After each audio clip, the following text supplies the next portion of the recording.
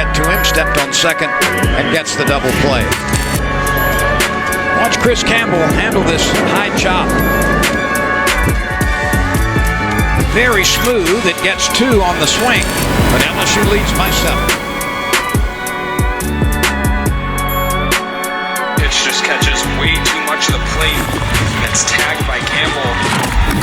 And you talked about the... All right, guys, welcome to another episode of Life After Baseball. I know it's been a little minute since you've seen us, right? A lot of things on the back end. But nevertheless, just as a reminder, this is the only podcast that highlights athletes, not just athletes, but specifically baseball players and their journey beyond the game, the ups, the downs, and everything in between, right? But today, we're doing something a little bit different.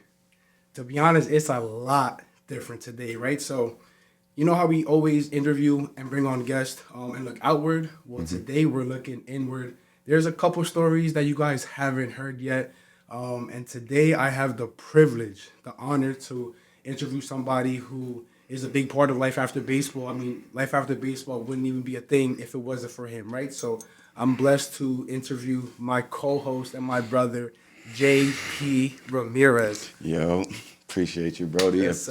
Honored that you even decided to go with me as a person for Life After Baseball, you know, thinking that I embody what, you know, an entrepreneur is, or just embody what it is to go on that journey. So I really appreciate you just choosing me and saying, hey, yo, listen, we should tell your story. So I really do appreciate that, bro. Nah, for sure. And I definitely, want to go into Life After Baseball for you, where you went from the field to losing over 120 pounds.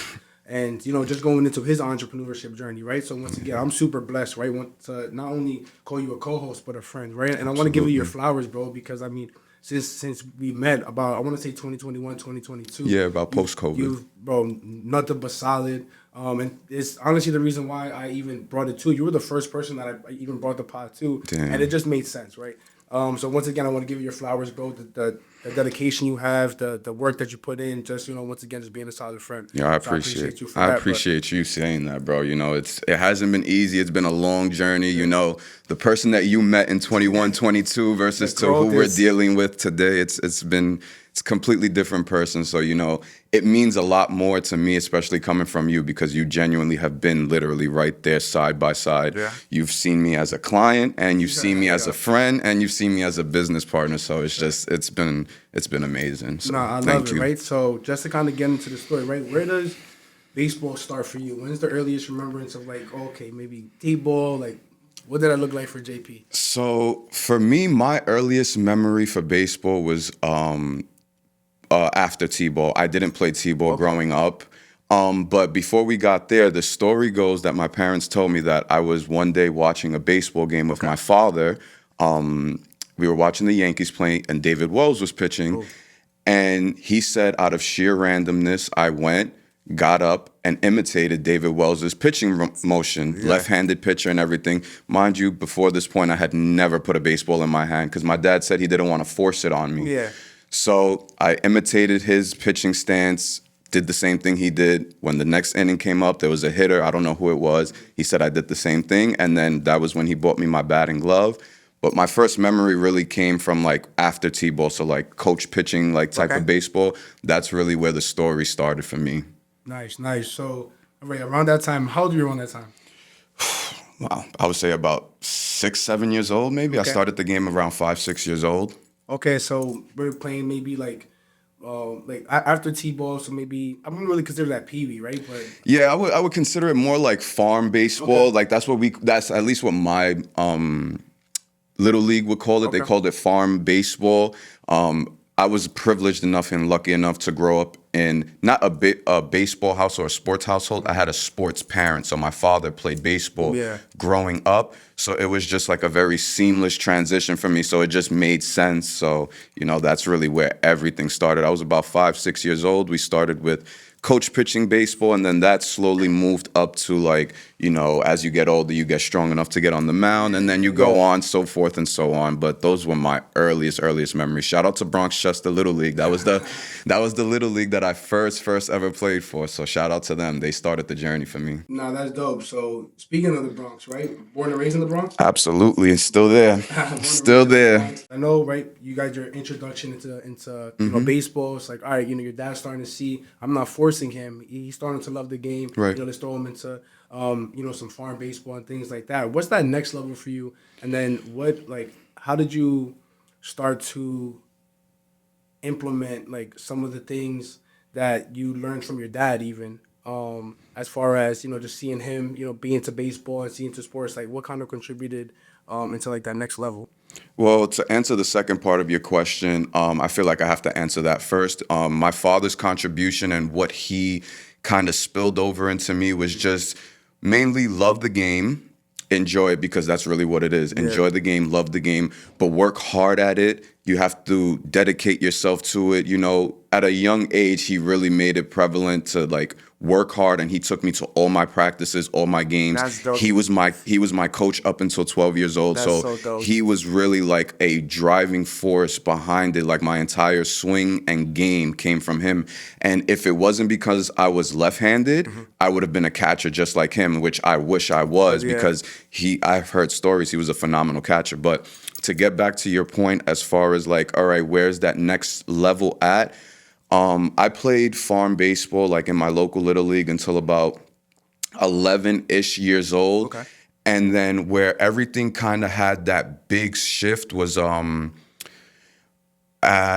my 11-year-old season was done in my local little league, I had the opportunity of playing for the little league that I was in, but they had a summer team. So what they did was that they took all the best players from our little league and they put us on a summer team. So that was my first exposure of baseball outside my local little league. So that was the thing that changed everything, that I was like, oh, I can't wait to play summer ball, because now I'm going to get to travel to play other people from other little leagues, and we're going to really see who's nice and everything like that. And then that was where I think for me, the love of the game started to show for me. Like for my father, he always, you know, loved the game and he sees his son playing. But for me, where I started to genuinely say, all right, this is for me, was when I had that first time playing summer baseball. And then that opened the floodgates to what real travel ball turned into for me, which was where everything changed. Yeah, so, right, talk about that a little bit, right? Because you say everything changed, so I definitely want to understand, like, what few things stood out in those moments that changed, because, you know, I feel like kids our age, or kids when we were 11 and 12, like, their summer was, you know, they're out, they're playing in the park, they're doing this, but we were playing baseball in the spring, then going into playing baseball in the summer, and the summer was a little more how can I say it? It was a little more intensive than it was in the spring, because we're playing double headers, we're traveling. So, like, what was that time like for you? So, to answer the first part, what I mean by saying everything changed for me, now it wasn't me going over there like, oh, I have a baseball game, I can't wait to play because I'm going to have fun. No, once I started playing summer travel baseball in my local little league and started to see playing other competition outside of what I was used to, now it became I want to be out there. Yep. Like, I'm looking forward to it. It's not the thing of, because my dad, he used to always ask like, yo, you want to play this year? From that summer on, it was me coming up to him, like telling him like, yo, we got this, and that to do. Like, so now it became more in my possession. I was in the driver's seat, and I took full control of saying like, no, this is what I want to do. This is the sport for me, because it was just, I had so much fun playing that summer baseball, and like being around the best players, it just, you're going to play better, and it's just more fun because you know better than anybody. All the best players are always going to be cool with each other because game respects game. So it just made it more fun. And then, you know, when we go and we transition after my local little league, that was when I would say that I started to believe that this is now the point where I have to take the game serious, was when I got introduced to my real first travel team, which was the Davidson All-Stars. My father, he had some friends in the phone company he was working with that kind of told him about, like, you know, these different travel teams and everything. And we had people in the local Little League who had friends from like the Bronx and stuff that they had people who had travel teams, and he started to hear about it. So I got on a team called the Davidson All-Stars. Okay. I was 12 years old at the time, and that was when I got exposed to the best talent I had seen up to that point. And that's when my personal talent made the shift because I had played with people that I'll mention their names now, like Enoel Nunez, who went to Monroe. Shout out, Eno. Who else did I play with at a young? Some kid named Anthony. He ended up going D1. Basically, a lot of the kids who went to Monroe and everything like that, I played with before they got to Monroe. We played on the Davidson All-Star, so I got to see high-level talent at a young age. That right there changed everything for me, because then once I played for the Davidson All-Stars, I didn't go back to my local Little League, because for me now, that was too easy. Yeah, Walker Park. Because what they exposed me to at the Davidson All-Stars, I had kids 12 years old throwing 72, 73. Kids who could play in the Little League World Series, you know. So it's like once I got exposed to that, I was just like, I can't, this isn't, it doesn't serve me anymore. So like, that's what I mean when I say like everything changed. I took full ownership of the sport. I took full ownership that I want to do this. And then really being exposed to that next level of high athletes, like high level baseball, even at a young age, it was the turning point for everything. And that's when I realized that this is the sport for me. Nah, I love that. And then I definitely want to talk about too, like, what were some of the times that you remember from that All-Star team, or from that, or from the days playing in the summer that stand out, that were like, wow, like I love this game, and this is why like I've dedicated myself at a young age to this game. So I'm so glad you asked that, because literally that 12U team, Davidson All-Stars, is the reason why I continued on to my baseball journey. Right. Davidson All-Stars are the reason why I traveled to different states for the first time to play baseball. I traveled to Maryland. I traveled to Delaware. I traveled to Connecticut. I traveled to Pennsylvania. You know, stepping out of New York to play, the level of competition, you know, traveling to these different tournaments, staying at a hotel, the whole team hanging, the camaraderie, you know, the team hanging out like by the pool and everything after the games and everything. And it was just, it was so dope to, not also forgetting sports at the beach in Delaware, like being in those barracks and the dorms, like, you know, if you know, you know, but, you know, what I remember most about those times were just the camaraderie and really less time being on the field and more what we were doing off the field. And like, just, I felt like a professional baseball player when I was with them. You know, we're traveling to different states. We're going to different tournaments, taking names, whipping their ass, go back to the hotel, chill, relax, eat, play manhunt, run around. Like 16 kids in the same room, coach knocking on the door, yo, go to sleep. You know, all of, like that, that started all of that for me. So like, that's really what I take the most out of those times, you know. It was less about the playing and more about the times, because, you know, the talent that we had, it was top notch. We were second to none. Every team we played, they felt us. There were so many times where we would go play a team at another field, show up to the game with 5 minutes left, end up mercing that team.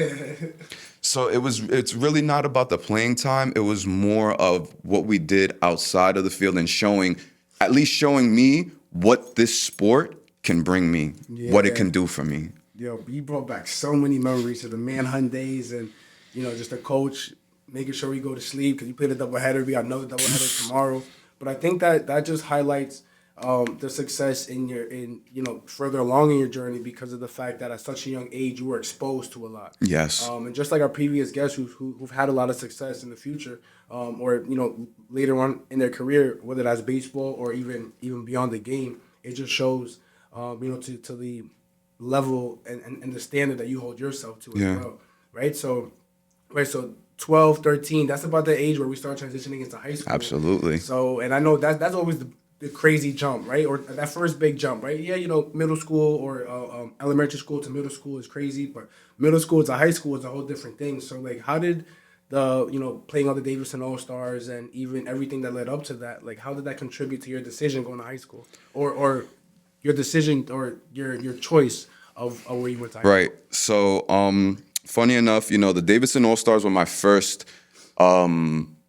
travel team that I played for, but the serious one were the 21s. That was the travel 21, team. okay. The New York 21s. That was the travel team that I played for 2 years, that I really gave everything of myself. And the reason why I had the talent surge that I had was because of them. My coach had us working with someone named Ed Gogo Lovelace. He was like one of the top. Yes. That was the running coach. Yes. Right? At 12 years old, my coach had us working with Ed Lovelace on tracks. We're doing 100-meter sprints, 200-meter sprints at 12 years old on a track. I got PTSD just talking about that. Around this time, that travel team exposed me to my first hitting coach at 11, 12 years old. Shout out to Jose Martinez, man. He rest in peace. He passed earlier this year. Rest in peace. He was my first and only hitting coach. Never trusted anybody with my swing. When I got to him, he opened up my stance, did everything. So basically, everything that made me that next level player was attributed to my time with the 21s. Now, how that transitions into high school and how that prepared me, to be honest with you, yes, the leap from high school, as far as talent-wise, from travel ball to high school was big, but I was so used to playing up that I was playing at 14, 15, I'm already playing 17, 18U. I wasn't playing 16U. I was playing 17, 18U at 14, 15. So when I got there, me seeing the freshman team, and I wasn't rattled. I wasn't shaken, because it was just like, I've played against kids in Florida who are 2 years older than me, throwing 20 miles harder than you. So it's really, I'm not worried about it. But as far as my decision is concerned, baseball played no part in that decision for high school. Really? No part. That's very interesting. No Normally, I mean, that's actually a first. Outside of possibly Zach, right? Shout out to Zach. He's an alumni of the pod. But like usually when especially it comes high to, school. Yeah, usually when it comes to high school, like you're thinking about either playing with your boys that you're already playing with, or that like, okay, I want to play there because they have a good baseball team. So for you to consider a school that wasn't even like, or with not baseball not in mind is crazy. So I'll tell you how it went. So growing up in the Bronx, going to school in the Bronx, a lot of the kids in my local middle school and elementary school, they all stood local. Okay. And my mother drilled it into my head, do not stay local. If you can go to school in Manhattan, if you can get out of the Bronx, do it. Because my Mama Love, she's the reason why I went to Manhattan. And if it wasn't because of her, I wouldn't have had the experience I had out there in Xavier. But my mom went to Fashion Institute. She went to the school. FIT. So she lived in New York. She lived in Manhattan for going to school. She was always in the Village and stuff. So she grew a love for Manhattan. So she told me, like, listen, if you can go to school in Manhattan, do it. Venture out. Don't stay local like everyone else. Yeah. So when I was coming around the time to start going to high school and looking at schools, I had the local schools, the St. Raymond's, the Spelmans, the Mount St. Michael. Very good baseball schools. Mount St. Michael, Stepinac. These are all schools that not only I can get into academically, but their baseball program was actually interested in me. Like, I was talking to the coaches, and they were saying, like, apply to the school. We would love to have you and stuff like that. And I was on the fence leading up to what school to go to as far as high school. It was between Stepinac and Fordham in the beginning, because Fordham was right there and I had always heard about them. Great school. And then Stepinac, the coach Duffy, he welcomed me with open arms from the moment I walked in, so I just felt at home. But I was originally looking at those two schools, and then I don't know how it came to be, but someone gave me the information for Xavier High School. Mm-hmm. And Xavier High School is on 16th Street between 5th and 6th Avenue in Manhattan. So I told myself, and I told the coach, Duffy, because at this point I was like, you know what? I think I'm going to go to Stepinac because they already heavily recruiting me for baseball. Yeah. You know what? That's a sure shot in the door. So I was like, you know what? Before I make this decision, I'm going to go and I'm going to do this open house at Xavier. Mm-hmm. Once I do this open house, then I'll make my decision. I do the open house at Xavier with my parents. I walk into that school. Bro, I felt like I walked into Hogwarts. I can't describe it. You walk and see the front of that school, you just see a small little building. You walk into that school, there's 6 buildings, 9 floors. That's nuts. It's like a campus. Exactly. And then, me being 14 years old, walking through this school, I was like, yo, what is this? Mind you, when I walked through the school, baseball wasn't even on my mind. I hadn't even finished the tour. I told my mom, I'm coming to school here. I want to be here. It wasn't even baseball. Walking through that school, I just felt a sense of at home, at peace. I felt like I want to come from here. I can see myself walking through these hallways every single day saying that, I come to Xavier High School. And because of that, I called the coach from Stepanak and I told him, I'm not going to be going to Stepanak. Yeah. I'm going to be going to Xavier. And Xavier had no idea who I was baseball-wise, coach, nothing. I made that decision based off of pure love of the school. And to this day, it's literally out of all the 3 schools that I went to for my 2 colleges and for high school, it's the only school out of all of those that I hold a deep, true love for that I go back to this day. I consider them my alma mater, not my 2 colleges. Yo, man, so there's a lot to unpack there, but that's super dope from, one thing I want to shout out is your parents too, bro. Just your dad, the guidance that he probably gave you as far as, the baseball or sports world. And probably everything else outside of that. And then your mom, for having the confidence in you, like, my son can hang in Manhattan and he can hang traveling, but I know exposing him to that is going to help him in the future. Yeah. Right. And, rightfully so. Hindsight that showed, right? So shout out to the parents, but even, shout out to you, bro, for being intentional. I think a lot of people just kind of let things happen to them, right? And are more like, reactive to certain things. And you took the intention, like, listen, I know I can be here. I see myself here. And you didn't even, the coach didn't know you or anything like that. So very similar to Zach is like, I'm choosing a school and I know wherever I'm at that I'm going to play. Or I'm at least going to give myself a chance to show what I can do because they didn't even know you. No. Right, so man, from a hole in the wall, bro. That's wild, right? So, being the fact that that's like a huge highlight, and that you just said you consider them your alma mater. I want to know some stuff on Xavier, right? Like tell us about Xavier. Your journey in Xavier, whether on the field, off the field, that kind of prepared you to who you are now. So the first thing that I could tell you is Xavier. We live by a saying. Ad Moriam Dei Gloriam, for the greater glory of God. That's what we do everything for. And that's something that they instill in you from day one. Everything that we do at Xavier is for the greater glory of God. And what we are, because it is an all-boys high school, we are men for others. Yeah. So they teach you not to be a man for yourself, but how to be a man for other people, how to lead. You definitely embody that. How to how to step outside of yourself. And a big part of who I am came from that, learning what it is to be a man for others, not to only focus on yourself. Like, yeah, cool, I have a lot of stuff about me going on, but what does it matter if my brother right here is suffering? Yeah. I have to be able to pick him up because just as much as he's suffering, I'm going to suffer because if that's my brother, seeing him in pain is going to pain me.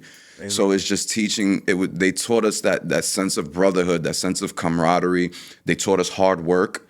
Because the academics were no joke. Yeah. Freshman year, you're already writing 5 to 7 page papers. By junior year, you have required 2 10-page papers to write. You do not pass them. You do not move on. That's nuts. So I was groomed to be and work at a very high level academically because it's a Jesuit school. And if you don't know anything about Jesuits are a Catholic religious order, but they pride themselves on intellectual, being very, very intellectual. So if you look into, like the church and stuff like that, and you look at the order of the Jesuits, they are always high scholars, people who've gone to Yale, people who've gone to Harvard, who have gone to the University of Chicago, Stanford. That's what the Jesuits are known for. So it being a Jesuit school, it prepared me academically, and it prepared me how to be a man outside of the school because they hold you to such a high standard. It's not about being a good kid in school. It's about taking these things and walking out the school and embodying that because they always made it a thing. When you walk out this school, you represent Xavier. You have that big X on your chest. No one is going to miss that. Yeah. So we don't want to hear that you went out acting a fool and we come back saying one of your own is not doing what he's supposed to do. So that's really what Xavier like kind of did for me. Like it really made me the man who I am, and put in those like those intangible things that baseball hadn't even gotten to yet. Like as far as just, like I said, being a man for others, the baseball side of it, you know, baseball taught me a whole different array of things that kind of like, once the two met each other, that's when it was up. You feel me? Yo, this is crazy because like I've never heard anybody talk about their high school and like their development in high school like that outside of maybe their own experience that they were going through. But Xavier, and it's so dope to see that your decision really paid off. Not even considering baseball, but considering like, yo, I just know like I want to be here, and it's dope to see how they poured into you, and it was a bigger picture than just being, you know, selfish, right? And I mean, now I start to see why you are the way you are, especially from Xavier. I mean, everything that you just said, you embody the selflessness, you know, helping the man next to you, just and obviously, you know, baseball contributes to that as well. But to see a school did that for you, bro, that's so dope, bro. That school, we were required. Every grade class has to go on a what would like they call? Yes, exactly. Every year, every class had a retreat. So freshmen had a retreat, sophomores had a retreat, juniors and seniors. So they really make a thing of tapping into yourself.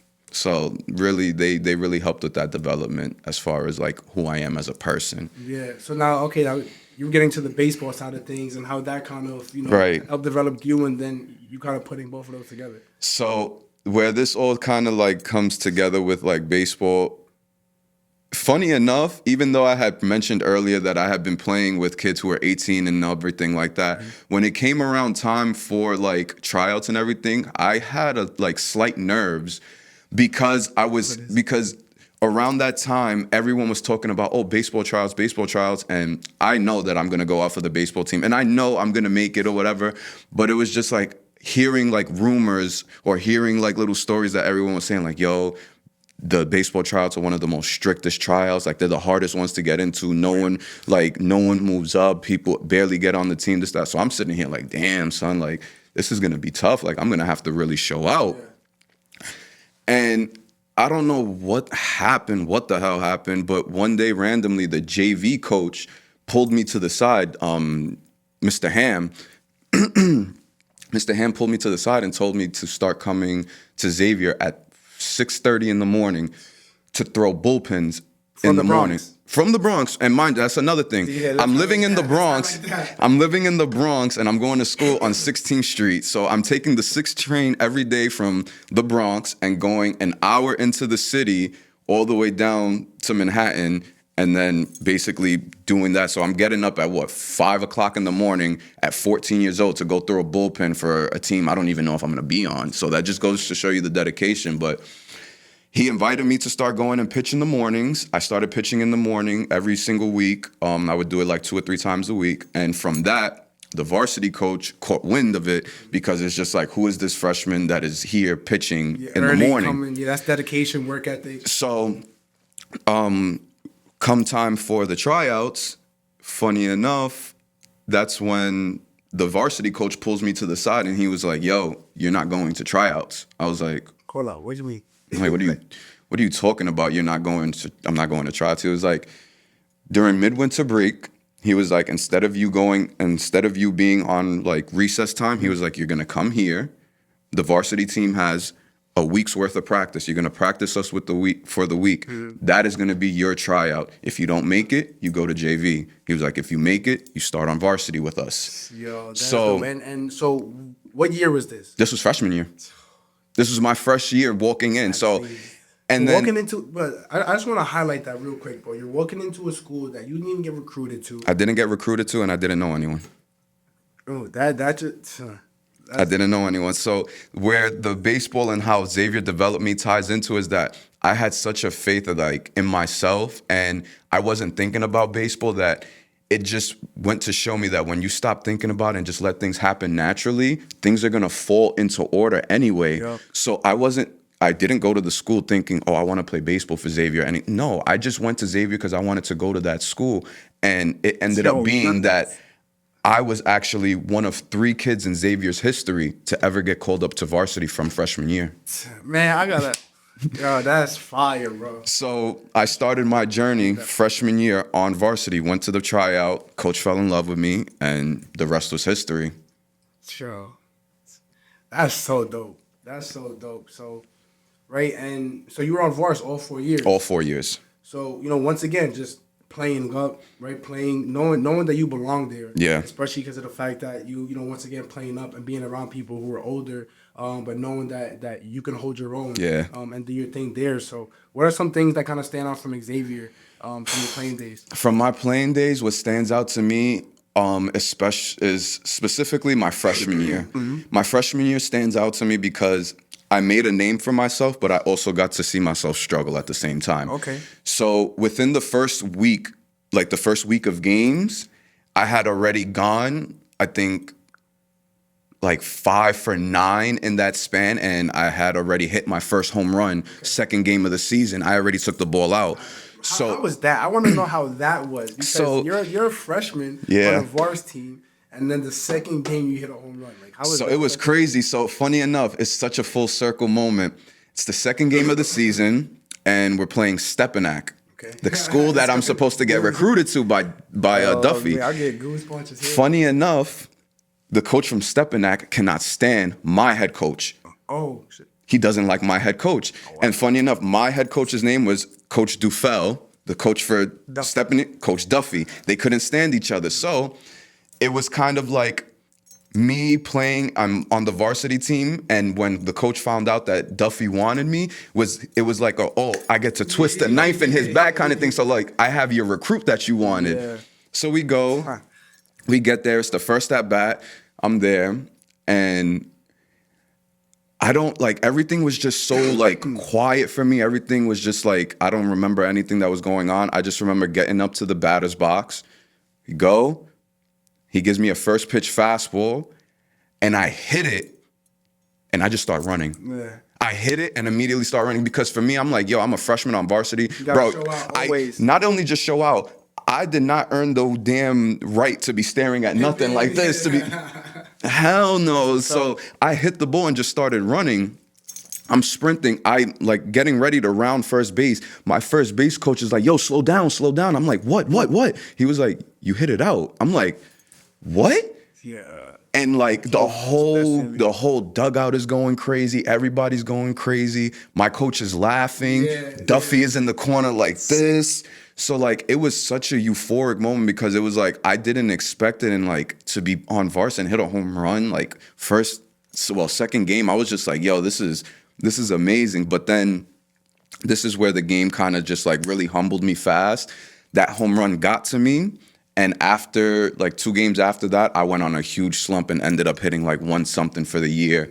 And that's when I started to realize that my body and the sustainability that it had, it couldn't keep up with those 17 and 18-year-olds. So that right there was where I was like, all right, when this season's over, it's time to go back to the drawing board, and I have to come back ready and prepared. And that's right there was when I was able to establish myself after that year on the varsity team, because that year after I established myself as one of the top 3 starters. Nice. I established myself as a 4-hitter on the team. And then from then on, I had never, stepped off the field from there. So like my time at Xavier, like it was literally like a roller coaster ride, but it gave me the opportunity to see success, failure, success. So that's what I could remember. But then I also had the biggest turning point of my life at Xavier. At Xavier? Yeah. Talk to us a little bit about that. Which was basically my surgery. I had Tommy John at 18 years old. Man, and Tommy John, I mean, it's so crazy how common that is amongst like athletes. And I mean, I guess it's just from all the wear and tear that we put on our body, how hard we go. It was one thing I wanted to highlight though that you said is that like after that home run, which I love that story, right? And then you struggled, but you didn't complain. You didn't sulk. You didn't like, oh, why me? You literally said, listen, there's work that I have to do, right? And once again, I think that just embodies you, because it's never why me. It's like, yo, how can I make this work now? That's a fact. How can I figure this out? So I love that. Yeah, bro. So So that turning point, I had Tommy John at 18, and it wasn't even just because of the wear and tear. The Tommy John was 100% my fault. Okay. You know, now that I'm a lot older and I can think about like my journey through baseball, everything that I really went through, that I suffered, I brought upon myself. Okay. So the fact of me going through Tommy John was just me not taking care of my arm and my body properly. Around the time 17, 18, my senior year, going into like January, it's your biggest year. And around that time, I had gotten exposed to the Long Island Tigers.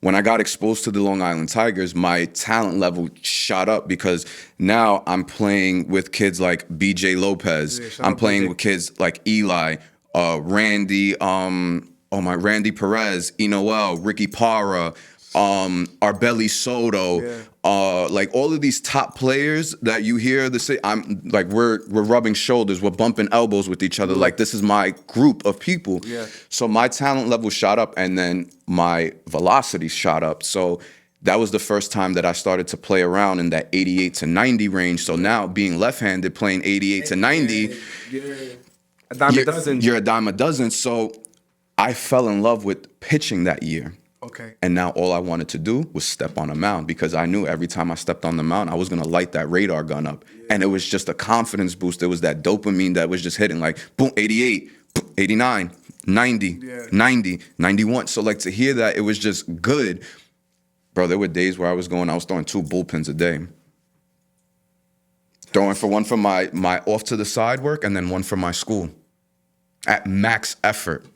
Yeah, it's going to catch on to you. I'm doing that for 3 months. We get to the regular season. I have elbow pain, but I'm ignoring it. I'm taking. And this is what, your senior year? My senior year. I have elbow pains. I'm ignoring it. I'm taking 800 ibuprofens. Yeah, ibuprofens. I remember 800 milligram ibuprofen. Popping them like Skittles. Pop one of those. Go stretch, run. You don't feel nothing. Yeah. But we get to April and I'm pitching against Fordham, our rival, and I'm mowing them down first 2 innings. Like they cannot see me. And I'm at this point like I know that I'm destined to do something with this sport. Yeah. And we get to the 3rd inning and I just let go of a fastball. All of a sudden, I just feel like a snap in my elbow, and my ring finger and pinky finger automatically went numb on me. Like it felt like if you ever had like your foot fall asleep on you or anything like that. Yeah. It was basically that feeling, like pins and needles feeling. So I had that feeling, and immediately I'm like, I shake my hand. I'm like, it's a little weird.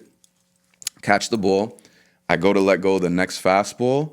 I lollipop throw the ball 47 feet in front of home plate. I had no strength in my arm. I turned to my coach, looked at him in the dugout, and I said like this, and took my glove off and walked off the field. Yo, bro, I'm getting chills. I know that feeling of like. I cried. Yeah. I cried. We were in Fordham. I walked to the corner of the dugout because Fordham has they're one of the only high school fields that you have like a door that you can open, and they have like a little closet. I opened that door, closed that door, and I sat and I cried in that room because I knew I just tore my elbow. Yeah. Bro, I cried my eyes out because I just saw potential of getting drafted out the window. So many thoughts. Me playing the rest of the year, done. Me even being able to hit, done. Because my elbow is everything. Yeah. So it was just, I broke down and cried from that moment. And then, a week later or 2 weeks later, I went to the doctor, sports medicine doctor. They tell me I have an 80% tear. I won't be able to throw. They asked me if I wanted to do physical therapy. I did it just because, but they said ultimately it's probably going to end up in surgery. Told them that, all right, I'm going to do the surgery, played out the rest of my senior year, but I stood a hitter. And that was one thing that was what I'm thankful for, was that me growing up was that I played both sides of the field. I pitched and I hit. Yeah. So when they sidelined me from pitching, I still had a way to impact the game, and I still had a way to like give myself to the team. Because had it been I was just a PO, I would probably crashed out. I would have flipped out, bro. I have nothing. So, they tell me that I have the tear, and then from then on, I continue on the season. Luckily enough, I ended up making the All-Star team as a hitter. Nice. And then and that's after Tommy John, yeah. So I got told in April, like, yo, you need Tommy John. I continued playing, and I played until June. Dog. I told them, I was like, yo, listen, can I swing the bat? They was like, as long as it doesn't hurt you, you can swing the bat. I was like, perfect. And I became a DH for the next 4.5 months. Just hit. I go to practice, hit. That was all I was doing. And then that ended up leading into me getting Tommy John surgery the day before I moved into college. So, let's get into that because, I mean, oh, man, bro, your journey is so crazy because I didn't even know 80% of this stuff, right? Like from you, being intentional, choosing Xavier after Stepanak and, these other big schools are looking at you, playing varsity as a freshman, which is not unheard of, but it's rare, that freshmen get called up, especially, when you have so much talent on these varsity teams. Right. And then going into the Tommy John situation, like how was that transition? How did you overcome that, I didn't. I didn't overcome it. That was the honest truth. That was the hardest thing I had ever been through at that time, mentally, emotionally, everything. I had my entire livelihood, I had everything that I had known stripped from me. Yeah. And at that time, I didn't know, but it was my own fault. Like not taking care of my body, not doing things the way that I'm supposed to. So, I had the surgery and everything like that. And I get it the day before I move in. Now I move into college the next day.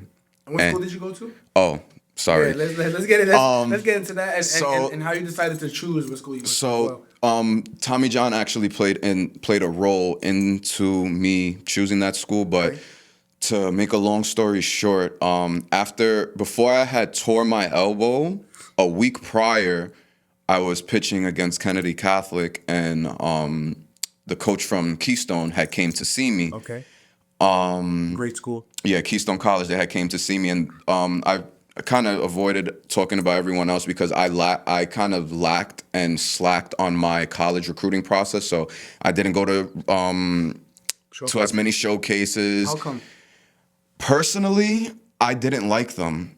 I hate showcases too. I always looked at myself as I'm a game player. I'm not a showcase player. So like I'll go to showcase and it'll look like I'm probably one of the worst hitters there. You put me in a game, you probably can't stand next to me. Yeah. But I was right. So like I lacked on that end. So I didn't have as many schools after me. The only two schools I had after me was Villanova and Keystone. Okay. I would have went to Villanova, but had I done my recruiting earlier, they would have given me a scholarship, but they literally told me, listen, we want you here and you have a walk-on spot, but you have to come here as an academic student first, and then the next year I can offer you a scholarship, but until then, like, you have to just come here. I was like, bro, I don't have $60,000, $70,000 a year to be asking my parents to give you just so that I could go to school here. So that died out. Keystone showed interest in me, and what really made me choose Keystone was that they came to see me the week before I tore my arm. After I tore my arm, I called them and I told them, listen, I just got told I need Tommy John. I don't know what's going to happen. I don't know what's in store for me. I just want to let you know because I don't want you to expect this player and, you're not getting that. Right. If you want to remove, if you want to take me off the roster, whatever the case may be, do what you have to do. He said, no, we're fine. He was like, get your surgery, come back, we'll get you ready. That's why I chose Keystone. Wow. They gave me shout out to Keystone for that. They gave me that sense of reassurance, like, we want you. Yeah. It's not your talent that we want you. Yeah. So it felt like they were choosing me as a person, not as a player. So that's why, I ultimately chose them. So I ended up moving into college August 19th. I got surgery August 18th.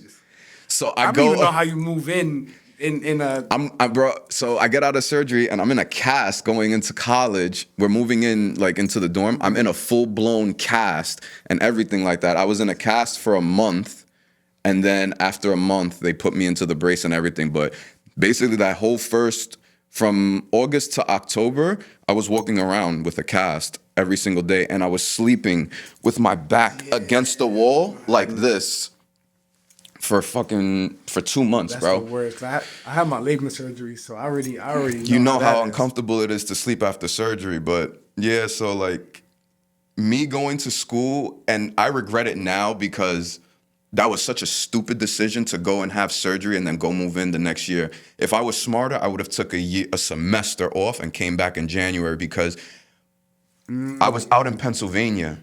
My whole life is over here in New York. So my physical therapist, my sports medicine doctor, everyone is here. Yeah. I didn't have that out there. So I had Tommy John, and I never did physical therapy for it. I don't believe that. On my mother's life, bro. You never went to PT for that? They gave me little BS PT at the trainer's office, but as far as like vigorous, planned out PT, no. What? I got surgery in August. I pushed myself to the point where February came, I picked up a ball. Doctor didn't tell me to pick. I picked up a ball. I started throwing. What? I felt like I was behind the ball, bro. Because walking into Keystone, you know Keystone is such a it's a powerhouse. I walk in there, there's kids throwing 95, 96, 97, 98, kids from Puerto Rico, kids from DR, kids from Wake Forest, Villanova, all of this. Big time schools, they need So, their players to Keystone. I'm seeing all of these guys, and there was another that's kid. insane. There's another kid on my team who he got Tommy John that same summer. He was throwing bullpens 8 months later, topping 88. So I'm like, nah, I'm doing something wrong. Like, nah, I gotta push myself. And bro, I went and I started throwing, no PT, no nothing. Luckily enough, I got back up to like the mid 80s, but Savage, bro. I just started throwing. I said, fuck it. Savage. Yo, I can't even wrap my head around that because if you've been through surgery, a lot of people watch this may have gone through Tommy John. I went through labrum surgery, and like, I can't even wrap my head around not going through PT because I went through crazy PT. I'm going through PT right now because I tore my other labrum. Long story, but just to that's nuts, bro. That's nuts. And even to get to mid 80s, no PT, no anything, just off the strength of just Hard work and running. That was it. Wow. That was it. Wow, bro. That's nuts. Okay, so, yo, that's nuts. So, that obviously played a huge impact into your college career. Like, so how does that affect the next few years? And what did that look like? So it was the make or break for the next few years because of the fact that I was struggling so much on the field. Like, I was struggling on the mound. I was struggling mentally. I was struggling physically. I was struggling emotionally because every aspect of my being was struggling because I was over here pushing myself to a limit that I had never been at. And I had no one guiding me. Like, no one had told me, like, yo, this is what you do when you have Tommy John. This is how shit should be, this, that, and the third. So I'm basically trying to keep up with my teammates.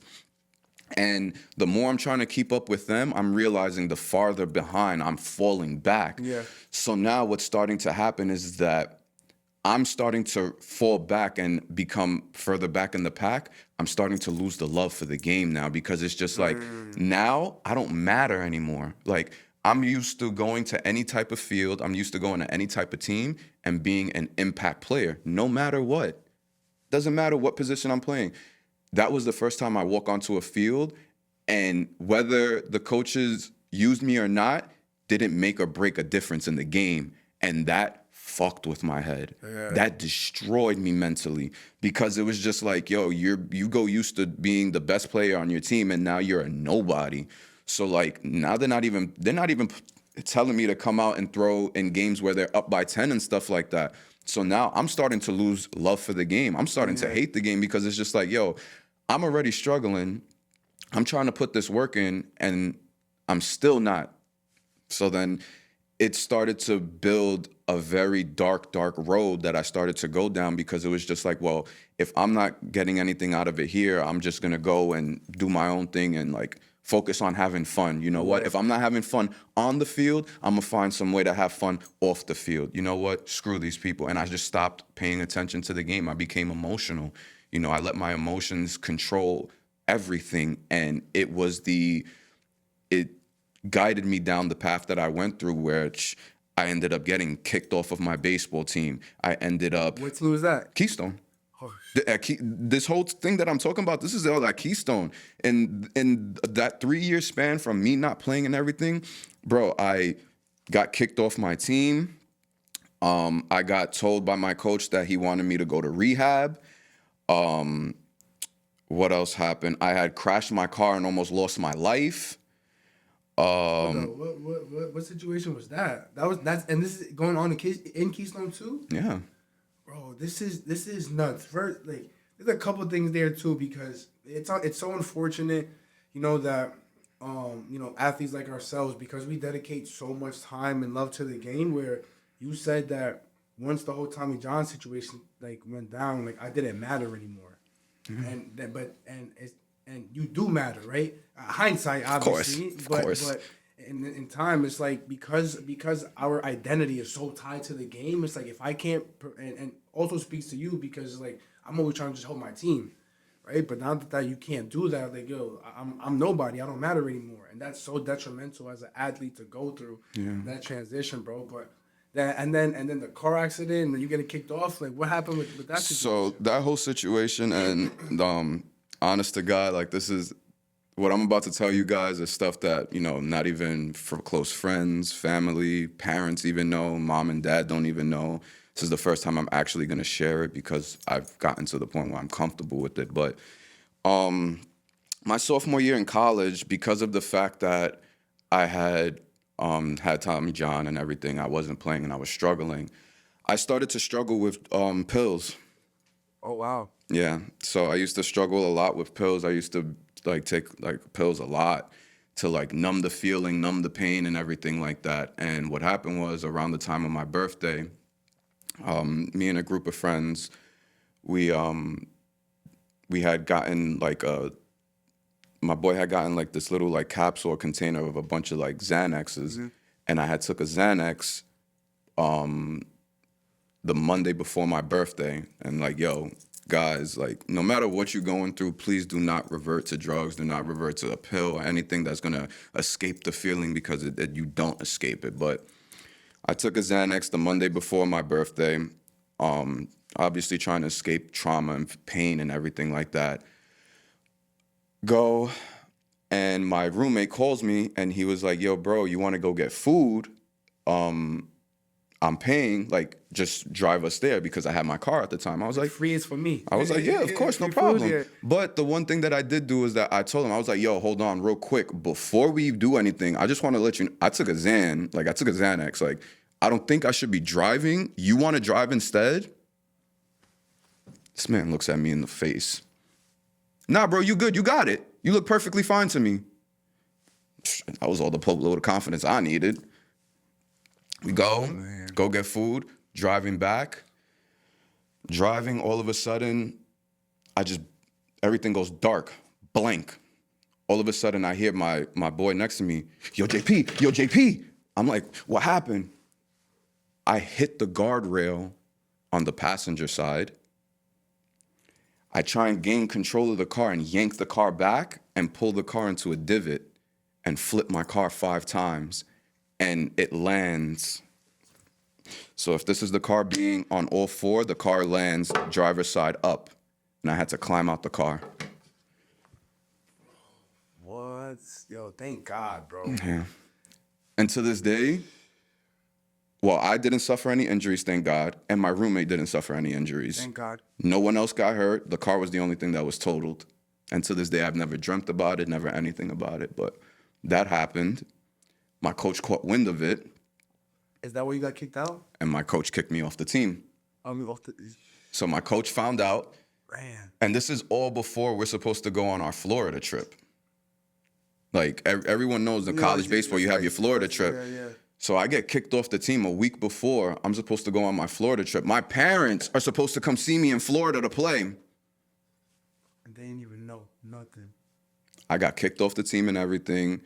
I had to go apologize to the team, like in front of the entire 40-man roster, and apologize at the baseball field. It's always tough. And then coach put me on an 8-game suspension after that. That's a lot. I mean, your seat. That's a lot of. So he told me I can choose two.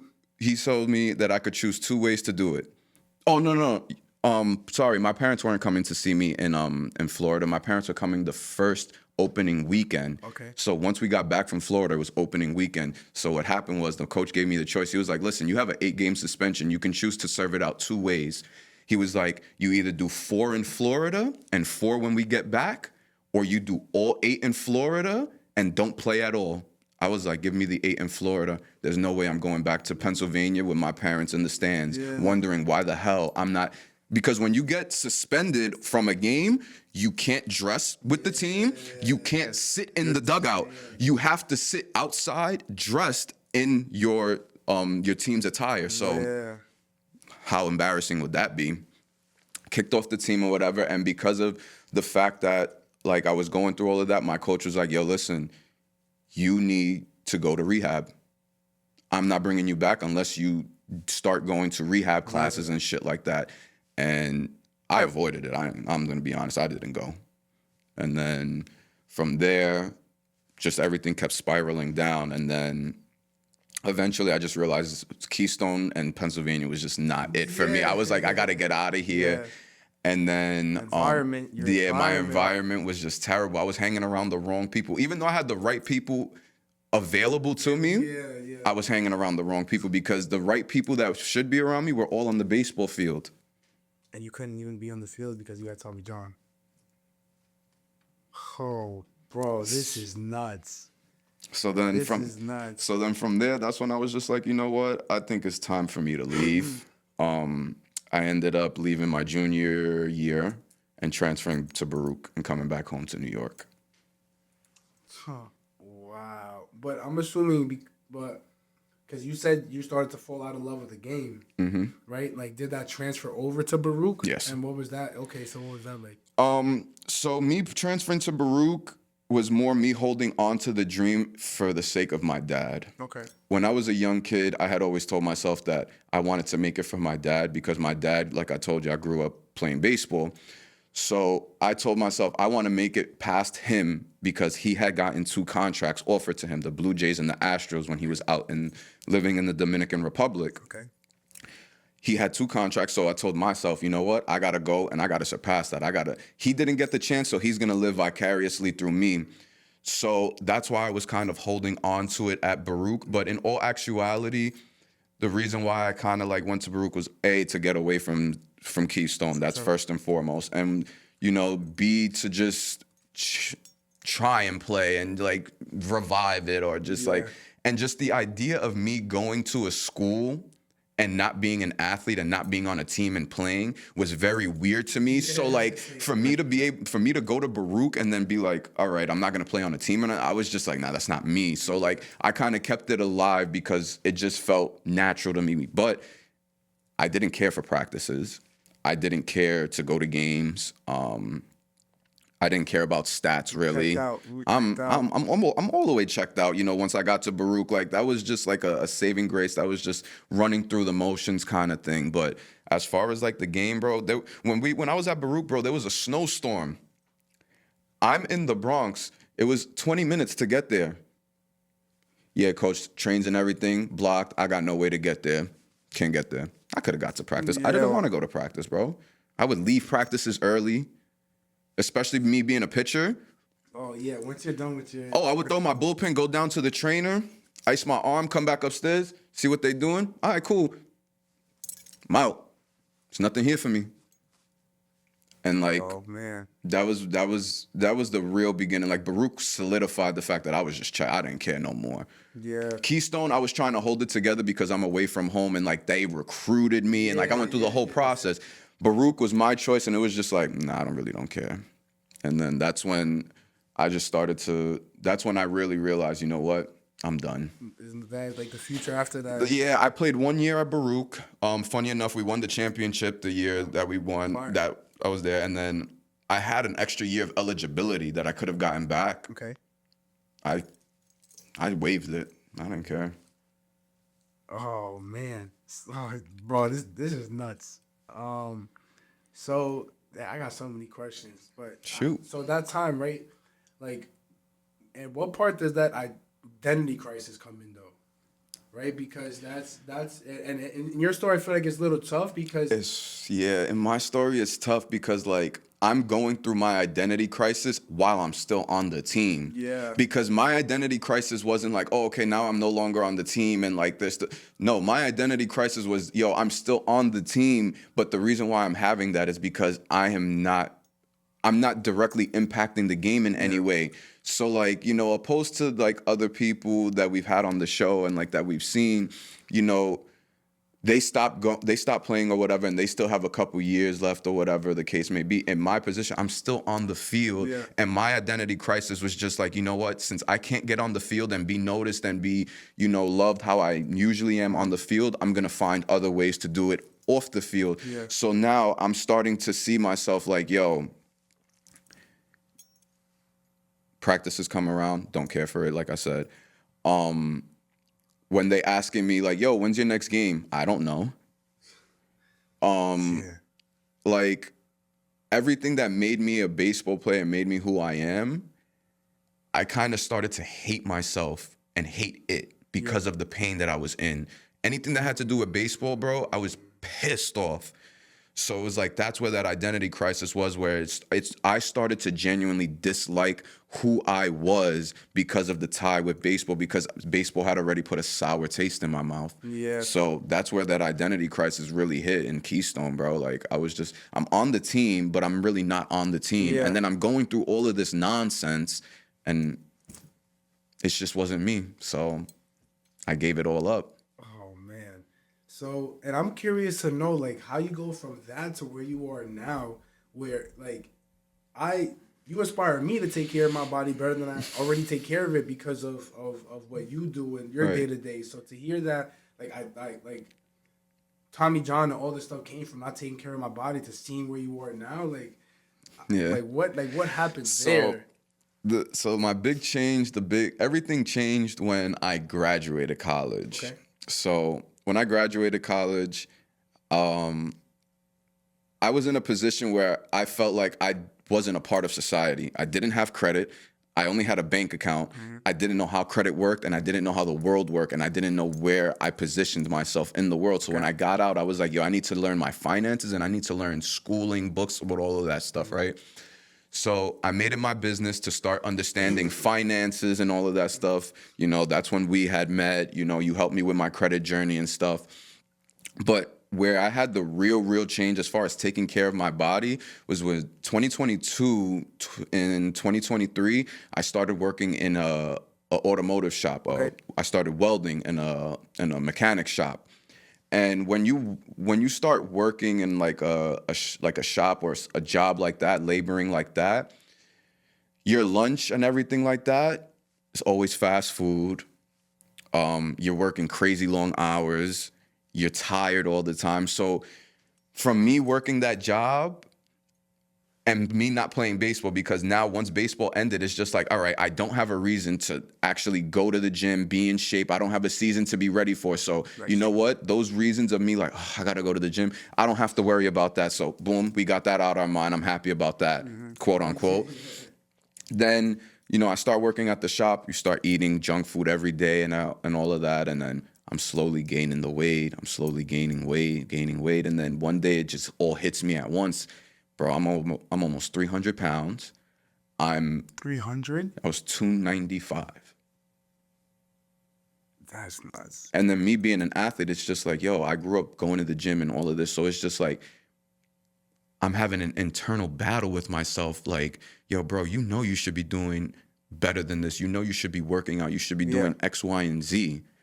Why aren't you doing it? So now I'm feeling even more bad about it because I know better. Yeah. And that's worse. You know, ignorance is bliss. But the fact that I know better, that made it so much worse. So then now I start to go into this mental rut. Then on top of that... And what year is this? And sorry, what? 2023. Okay. And then on top of that, I'm going through this mental rut, it starts reminding me about baseball again, about the fact that I didn't make it. You know, I'm not happy with my current situation. I didn't make it in baseball. The job that I'm working, I don't want to be there. And then for me, I felt like I let my parents down, because it's just like, for me, baseball was the number one way I knew how to make them proud. Baseball was the number one way I knew how to see them and they have a smile on their face, or whatever the case may be. Yeah. Now that baseball is over, I don't know how to make you proud no more. I'm lost. Yeah. So it's just like I'm fighting with myself and all of that. And then one day I'm just like, something's got to change.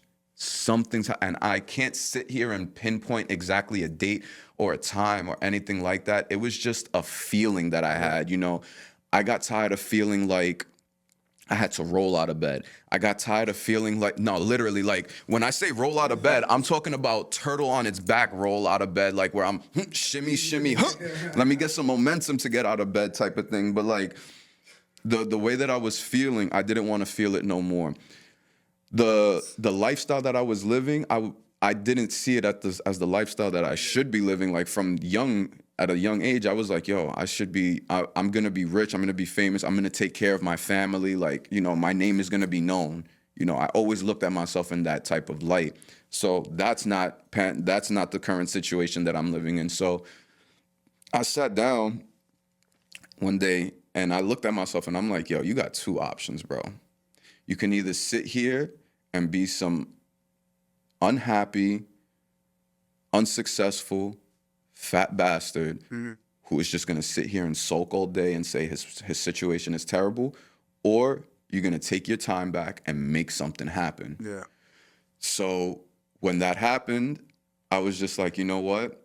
I've worked so many BS jobs. I've worked in Old Navy. I've worked in hookah lounges. I've worked for doing DoorDash. I've worked doing a sheet metal company. Entrepreneur. Bro, I worked valet.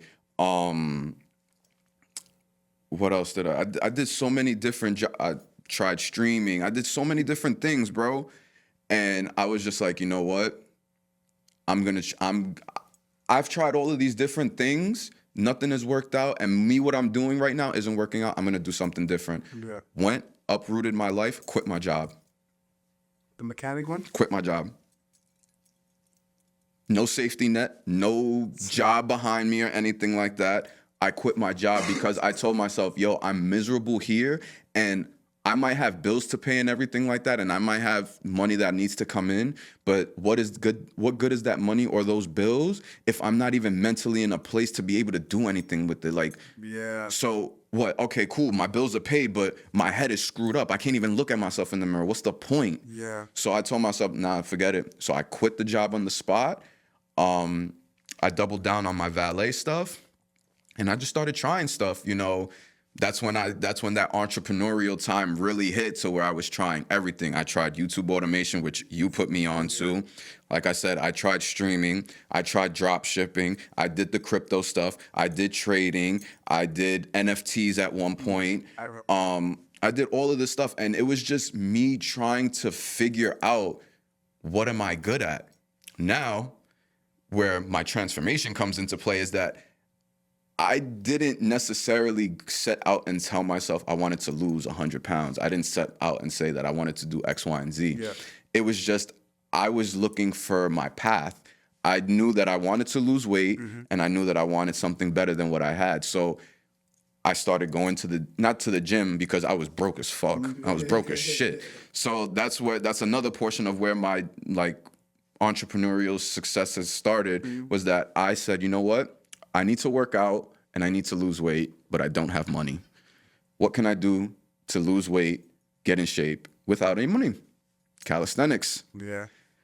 And it was funny because me growing up, I could never do a pull-up or calisthenics or anything like that. I always grew up going to the gym, you know, throwing weights around and everything. So when I first got out there, I started doing my little calisthenics. It was tough, bro, because I was not used to holding my body weight or nothing like that. But, you know, as time went on, I stood with the working out. Like, I never gave it up. At the same time, I'm still doing streaming, drop shipping, and all of that. I'm trying different avenues and stuff. And then just over time, I can't even really sit there and say like, oh, this specific day. Just over time, I started just losing weight. I started learning about nutrition and everything like that. I started to take my life a little bit more serious. I started to read more. I started to arm myself with the knowledge necessary to get to those points that I wanted to get to, instead of me, wishing and hoping and stuff like that.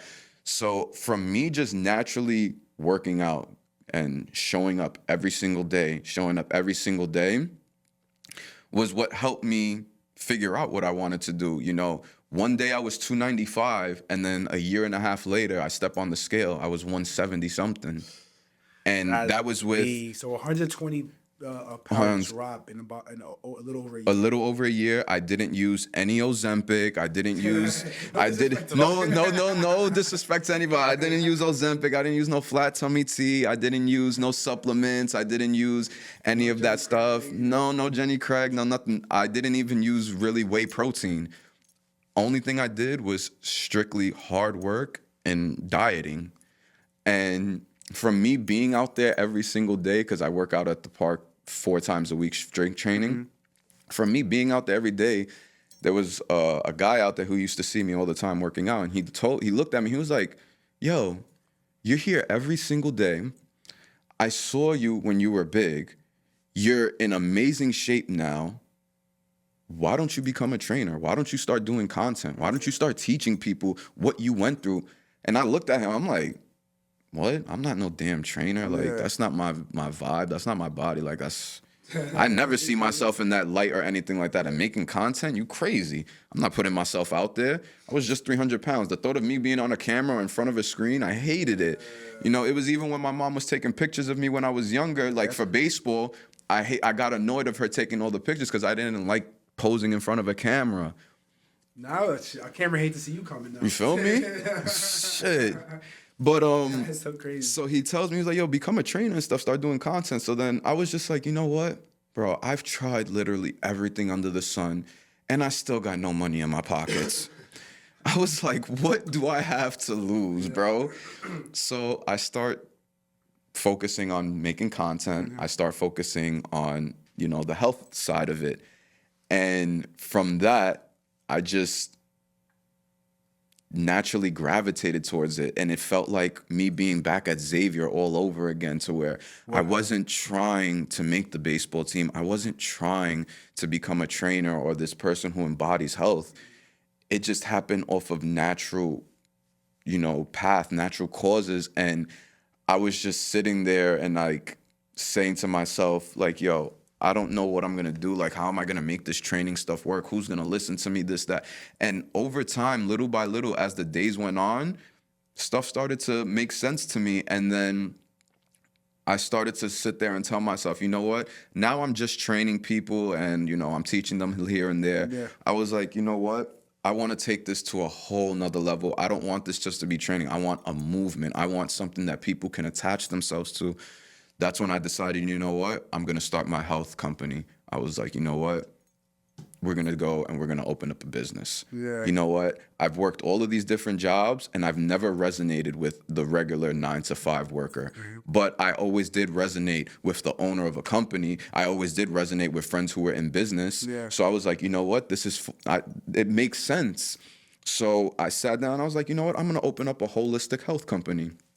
Started my holistic health company called Rootedrebuilthealth. And that whole company is born off of the strength of, if you're someone who you feel like you've tried everything, your body's broken, you've never been an athlete, you feel like the gym isn't for you or you're intimidated by it, you were a previous athlete and, things may not have panned out, and you kind of lost your way with it. A lot of us go through that. You lose your way with, working out and everything. For that person who is struggling, they're looking for that sense of like rejuvenation. That's why I started my company. That's why I started being heavily like becoming a trainer and everything like that, because of the fact I know what it feels like to be 295 pounds, look at yourself in the mirror and not recognize what you're looking at, disgusted with what you're looking at, and then to be able to sit there and make the change. I know what's possible out there, and I want to be able to implement and give that to other people, because if I can do it holistically, you can do it holistically, and I want to push that. And my weight loss journey, I'm so thankful for it, because it's now that I'm starting to feel like I'm where I'm supposed to be at. I'm stepping into who I'm supposed to be. And it's so funny because my weight and my physical appearance was one of my biggest crutches and insecurities growing up.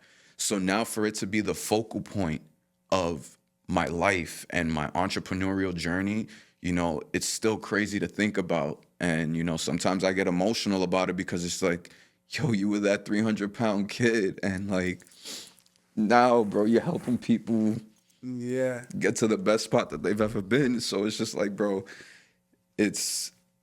I'm beyond blessed to be here, and I can't thank baseball enough for it, because if it wasn't for baseball teaching me, show up, you're gonna fail forward, whatever the case may be. Shit is not gonna go your way 7 out of 10 times, but it doesn't mean you can't do it.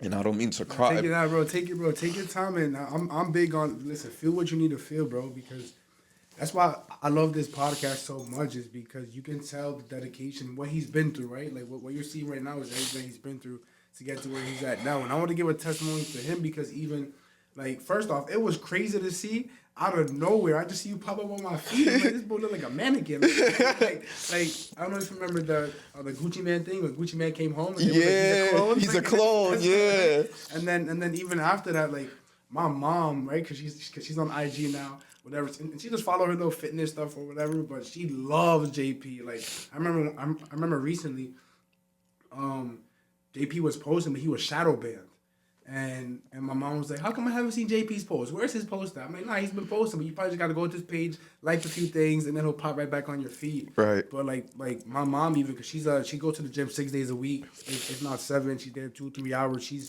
doing her thing. Shout out to Mama Ken. But she's extremely inspired by people like JP. And if he didn't take that moment to look himself in the mirror and, want to make that change, he wouldn't be able, like, to inspire myself and everybody else that he's been inspiring, bro. So once again, bro, like, I love and I'm super grateful to call you a friend, a partner, and to constantly be by your side, to watching you grow the way you've grown. I appreciate that, bro. It's a blessing, to say the least, for sure. A blessing, to say the least. Yeah, bro.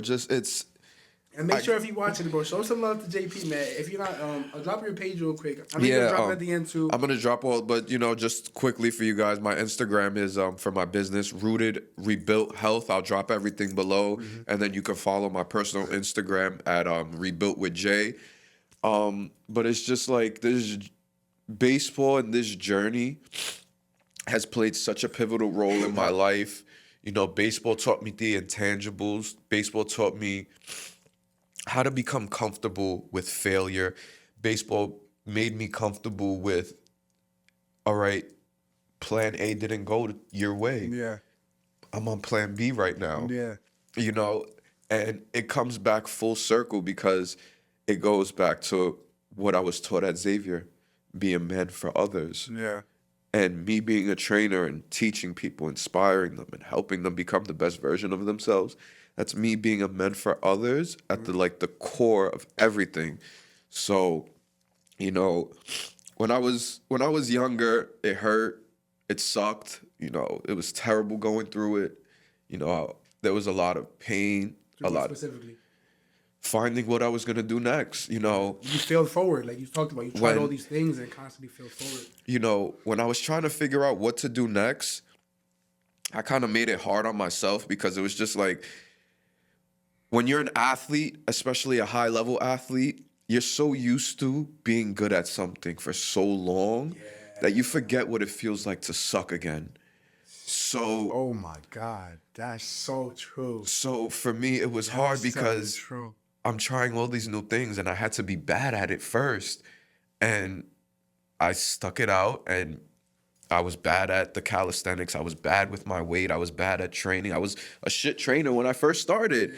But by consistently showing up every single day, day after day after day, everything started to come together just how baseball taught me, just how baseball showed me. And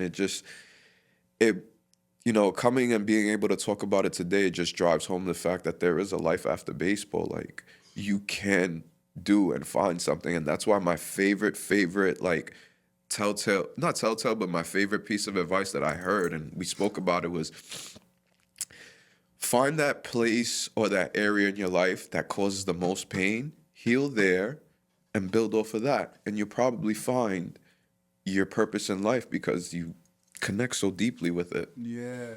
And I think there's a couple things I want to highlight, because for people who go through the identity crisis and go through what we went through, right? Like, I think you didn't say it directly, but you were like, yo, I was just consistent. I was consistent. And we're bad in the beginning at anything that we try, just like anything, right? If I were to go and try to play, I don't know, hockey, right? Or even if I were to try to be a photographer, I'm going to suck at it, right? I'm not going to get the lighting right, things like that. But over time, consistently, you fail forward, you get a little better, 1% better every day. And then after a year, after 2 years, you look up and now people are hiring you to shoot for them, right? So it's no different than what you talked about. Like, in whatever you're trying to get into, try things, fail forward, and eventually you'll find, what you're looking to do, and you're starting to get good at. But I mean, bro, this is nothing less than inspiring, bro. Just to constantly see, and there's, once again, so many parts of your journey I didn't even know. So I appreciate the vulnerability. I appreciate everything in between, just allowing me to hear your story, allow our fans and the viewers to hear your story, things like that. What are also a couple other things that you learned from your baseball journey that kind of contributed to like what you're doing now? Really, it's mainly just the hard work and just understanding failure and everything like that. That's really what it was for me. Since I'm in my beginning and like the beginning phases of my entrepreneurial journey, a lot of what I'm going through right now is basically entrepreneurship is stripping me of all the bad habits that I have that are not going to allow me to go to that next level. So that laziness complex, that idea of not getting ahead of work, when you finish one thing, all right, figure out what's the next thing you're going to get done. Right now, I'm in the phase of being stripped of all of that. So that now I can start building the foundation going forward. But baseball really helped with just, showing up every day, being consistent, realizing it's not going to go your way most of the time, but being okay with that and learning how to pivot. It's really the main thing. And that's really what I'm learning, is just learning how to pivot and overcoming your own battles. So that's really what I'm focusing on, especially going forward with my business and everything like that, and my entrepreneurial journey. Just continue stripping myself of those, nasty habits that are going to keep me complacent, keep me stuck in the same place. And then, from there, kind of start building out more and more systems for the business. I have a lot of things that I have in store right now. For my business, I have a school group that I'm starting. So for anybody who knows about school or anything, join my school group right now. The first 50 founding members are going to gain lifetime access. After that, you're going to have to pay. I'm in there. Oh, you're already invited. I'm in there. You're already invited. Don't worry about that. We have that. I have a newsletter that I'm putting together right now. So I have a lot of stuff that I'm putting together to give the people a lot of free game and stuff, so that they don't have to always feel like they have to put a price tag next to, investing in themselves. You can learn from me even if you just watch my stuff. I want to offer a lot of free games, still be a man for others, but still make my money. No, for sure, right? Because at the end of the day, we don't run a nonprofit. Right? Hell no, not yet. Right? Yeah, not yet. Right, so we have to pay some bills. But I want to talk a little bit about just like the process that you walk your clients through, right? And some of the tips that you would give somebody watching this who was at the journey, or at the beginning part of your journey, where they may look at themselves in the mirror and not like what they see. Like what's a couple steps and tips that you can get people there? First things first, be honest with yourself. Stop lying to yourself. You don't look as good as you think, or you don't. Like, if you think like, oh, I'm not that big, you're that big. Be honest with yourself. Like, that's the first thing you have to do. Be honest with yourself. Like that shirt, your favorite sweater or whatever that you think like, oh, it fits me fitted. No, it fits you tight. Yeah. Be honest with yourself. Once you break that down, then you have to go and break the old way of thinking that you have. A lot of people think that it's just going to show like, oh, I'm going to just decide to go to the gym and that's it. No. it is the going and changing your life and losing weight and becoming the best version of yourself is a multifaceted process.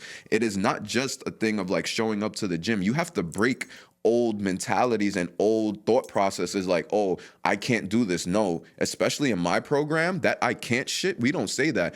And my client already knows. You can ask her. She says I can't, that's extra sets and reps. We don't play that because that I can't, that limiting mindset is what got you in that position right now. So if you want to get to that point, if you want to break those molds, you have to let all of that go. So the way that I like to do it is that first things first is that I keep it 100% real with my client. I tell them what they don't want to hear. And I don't care if I sound like an asshole, but if no one else in your life is going to tell you what you need to hear, I'm going to be the one to do it because I want better for you. Yeah. So I tell them what they need to hear. Then we break down everything that you know about health, fitness, everything like that. I ask you what you know, all of that.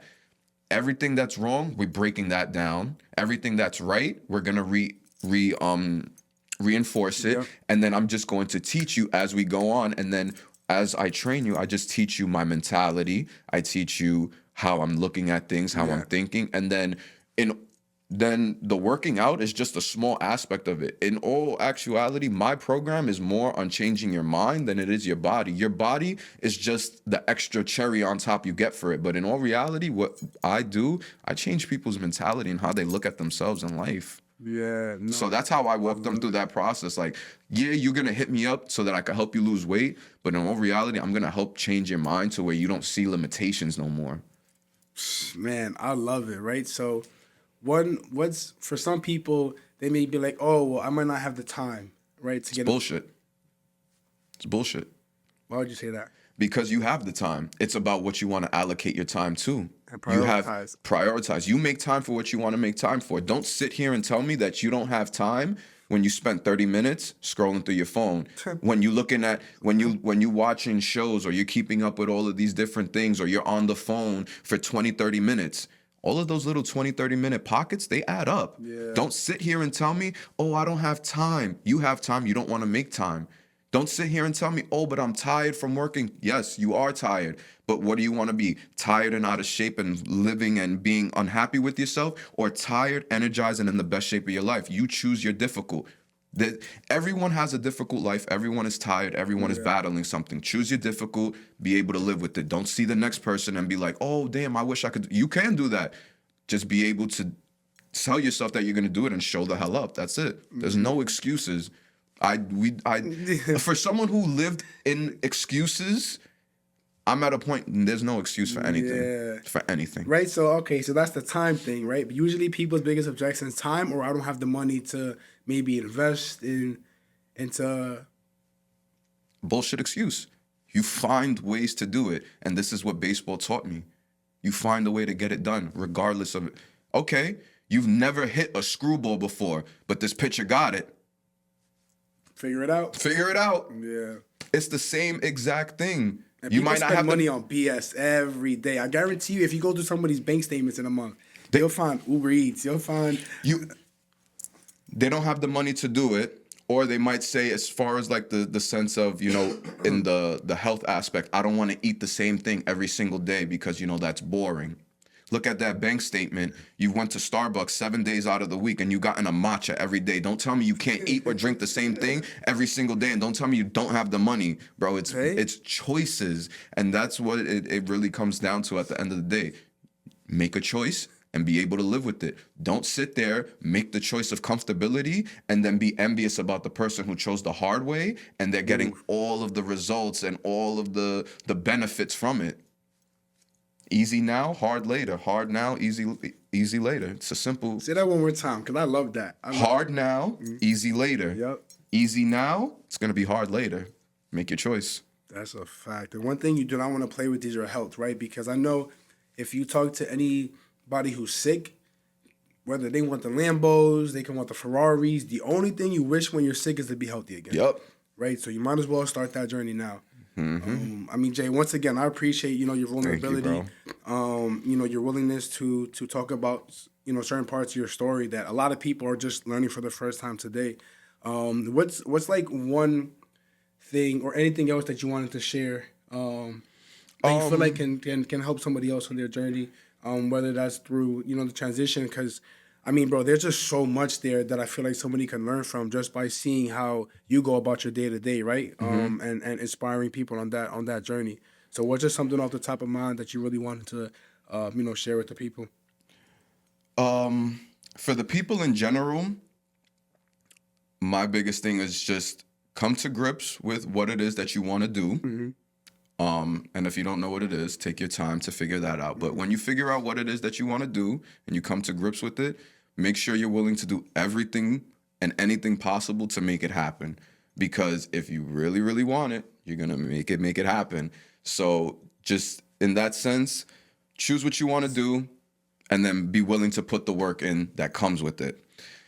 If I can tell something to the group of kids and the younger generation and like those... that was going to be my follow-up. Like, what would you get to the younger generation who want to dedicate their life to baseball, want to play the sport at a high level, might go through what we go through. Hopefully they don't, right? And they're able to play pro ball, but that's not the reality for everybody, right? So what would you tell that person? What I would tell that person, whether it's the young athlete at 18 who doesn't get drafted or it's the grown man who's going to walk out of the MLB, I feel like this piece of advice can be universal.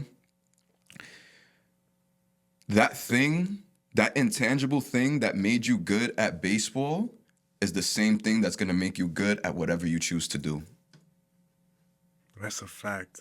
So that's a fact. You show up, you're consistent, you did all of this for baseball. If you're willing to do that for that sport, you can do it in anywhere else. That's the reason why it's intangible things that the game teaches you. So never forget, if you suck at something right now, whatever the case may be, at some point with baseball, you sucked at it too.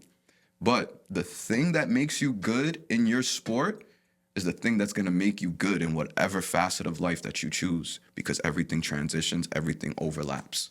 That's a fact. Listen, guys, you could not put it better than that. JP, once again, I appreciate you, my brother. Appreciate you having me, bro. It's just so dope, right? Like, once again, we bring on incredible guests to talk about their stories and everything beyond the game. I think this is my favorite episode to be able to hear, the man behind a big part of why we even do this podcast, or why this podcast is even, possible, bro. So once again, bro, I thank you. I thank you for having me. Thank you for even letting me get all of that off. Like I said during I feel like it was low-key a therapy session. Yeah, bro. Like I said before, there's a lot of stuff that is said and that I spoke about that oh, look at that, my fucking alarm. There was a lot of stuff that I had said, mentioned, that was spoken about that, like I told you, I've never told my parents, I've never told friends, I've never told family or anything like that. So, everyone is gonna hear it together for the first time. Please don't be mad. Mom and dad, I apologize, in advance. I apologize for the tears in advance, because it is gonna be painful to hear some of the stuff that I have to say, but it doesn't take away from the parents that you guys are. What I went through is not a testament of the type of parenting you guys went through. It's just the decisions that I made trying to find my way through life and everything. But again, I say thank you, Chris, for even considering me and saying yo, bro, we should put your story and everything like that, just to even consider me as an entrepreneur that embodies what this podcast talks about. It really means a lot to me, and it just is reassurance for me that I'm in the right lane, in the right pocket, doing the right thing. So I appreciate you guys, and I appreciate everyone who's going to watch this. For sure. So, guys, that's a wrap for this episode. Once again, please just take a few seconds, right? Reach out to Jay. Give him your feedback, show support, show him some love, because obviously there's a lot that contributed to him being the man he is today, and we just getting started, right? I promise you that. Jay, you want to take it away? Yeah, I'll take it away. Give them something real quick that they used to seeing. Us being the only podcast out here in New York City, or out here in general, that's showing people how you could go from dugouts to deals. Or from cleats to clients. We'll see you in the next one.